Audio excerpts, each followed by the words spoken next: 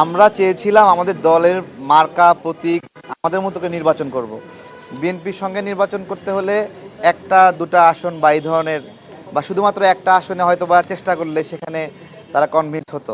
তা আমরাও অনেক বেশি সেখানে আগ্রহ দেখাই। আমরা চেয়েছিলাম আমাদের দলের ভাইরা বিভিন্ন জায়গায় নির্বাচন করুক।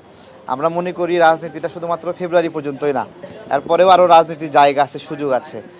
তো এটা আর কি বিষয়। আর দল হিসেবে আমাদের দলটাও তো ছোট, মূল্যায়ন করার জন্য অনেক বেশি ওজন না আমাদের।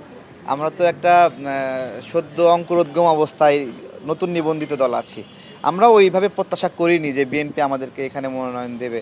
তো বিএনপি পক্ষ থেকে আমাদের রাজনৈতিক যে বন্ধুত্ব ছিল যুগপৎ আন্দোলনে, লড়াই সংগ্রামে ছাত্রদল, যুবদল, স্বেচ্ছাসেবক দলের ভাইদের সঙ্গে আমরা একসঙ্গে লড়াই করেছি। ওই বন্ধুত্বটা আমি মনে করি না যে নির্বাচনে জোট না হলে বন্ধুত্ব শেষ হয়ে যাবে। জাতীয়তাবাদী যে চিন্তা, সে চিন্তার ধারক শহীদ প্রেসিডেন্ট জিয়াউর রহমান, বেগম খালেদা জিয়া, ভারপ্রাপ্ত চেয়ারম্যান জনাব তারেক রহমান, তাদের প্রতি আমাদের যে ভালোবাসা, সেই ভালোবাসা অব্যাহত থাকবে।